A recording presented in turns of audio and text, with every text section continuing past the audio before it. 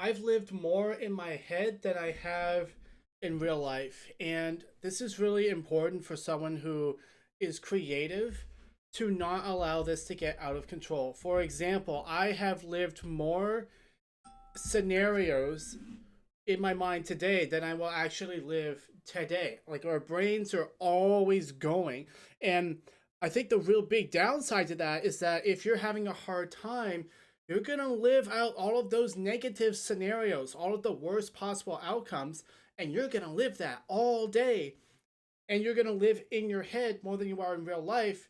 And you're going to feel more sad, more depressed than you should based on your life because there's something wrong in your life, but it's not that bad. But you're worried about it. And so now you're going to live in your head and imagine all of the worst case scenarios, and that's going to affect your emotional state. And so you have your real life over here, which is not that bad. There's some problems, there's some concerns, but you're living over here rolling through the worst case scenarios multiple times. That's going to mess up your state. And when you come into life with an extra negative state, that has an impact on your life. It can make your life even worse. Thus, it is a self fulfilling prophecy. So, what do we do about it? As creators, as YouTubers, so you come home from work every night, and you're trying to work on your channel, trying to be creative, but you end up procrastinating. You end up thinking more about the great outcome that you can have instead of what needs to happen right now for you to do the work. You're living in your head more than you are in real life. And so am I. And so in this video, I'm just going to share with you what I did to start getting out of my head and into my life and start manifesting the good things that I want in my mind in the real world so that we can have that together and I can share this with people. All right. So I think step one is actually to recognize that this is happening to you. Step one is recognizing when this is happening to you and say, wait a minute, why am I imagining this worst case scenario in my mind when it hasn't even happened yet? It's so far away. Like, what am I doing this for?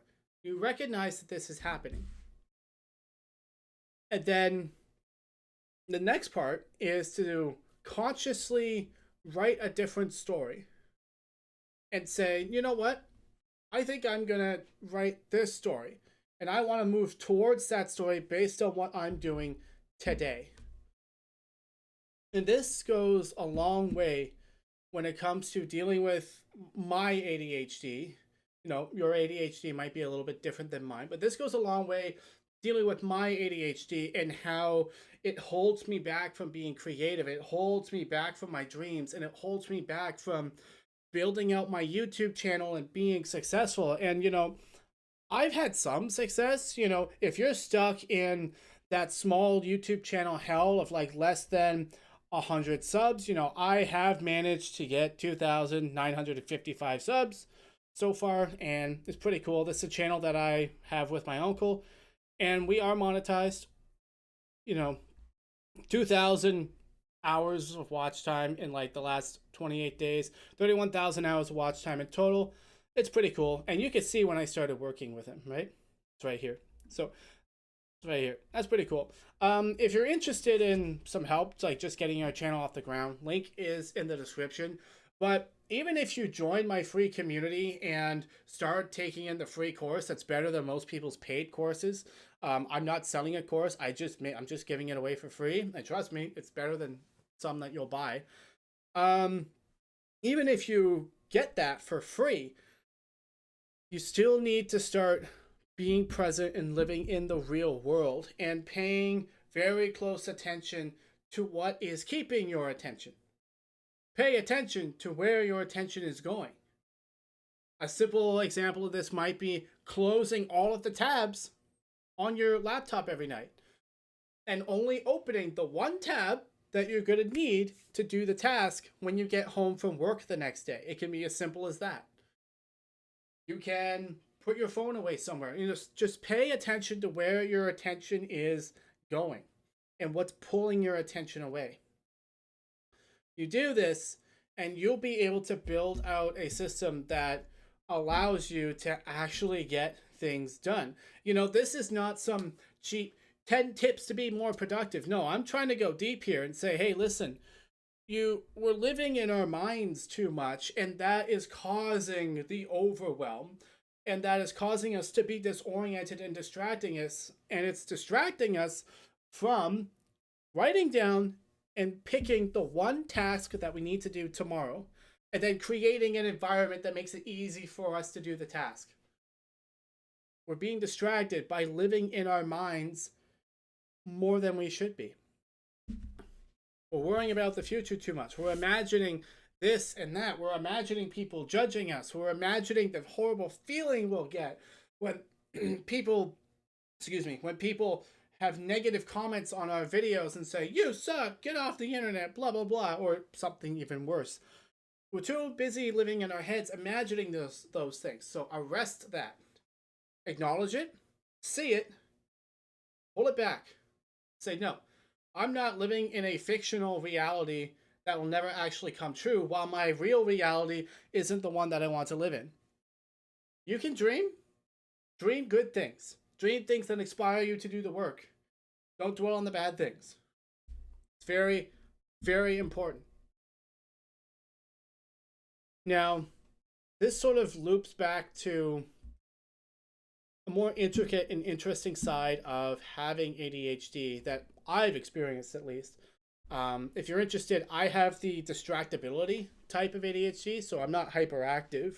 I'm just incredibly distractible. And one of the things that, I do when it comes to like living in my own head is I imagine some really awesome things that I would like to bring into this world. But there's a disconnect between the stories that I want to write and the art projects that I want to make. And, that's not finished yet. And the YouTube channels that I want to grow, there's a disconnect between the beautiful things in my mind and my ability to manifest them in real life. Camera's over here. There's a disconnect. And what is that disconnect? I think it's state control. I think it's emotional state control.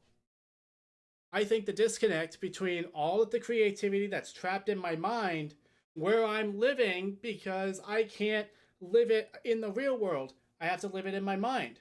Now, I think the disconnect that stops me from pulling my creativity into the real world as a YouTuber is state control. The ability to observe one's thoughts and change them to your advantage. That's what I think it is. I think when you're in a state of flow, when you're creating something, I think you're in a state of joy.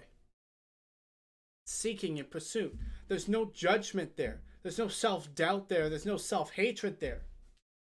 Think back to a time when you were being exceptionally creative. Like, for some reason, randomly, magically, you were locked in and you were doing the thing that you said you were going to do and you were getting it done. And you were having a great time doing it. What emotions were you feeling there? Joy, optimism, excitement, adventure, happiness. What if you could generate those on command? Would that make it easier to enter into the task? Well, I know for me, it does. Here's what I do, okay?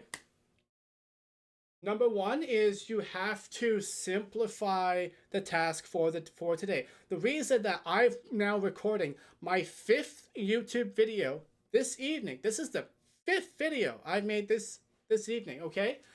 When I first started YouTube, I made 6 videos in 2 years.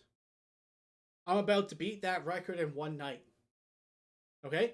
This is the difference.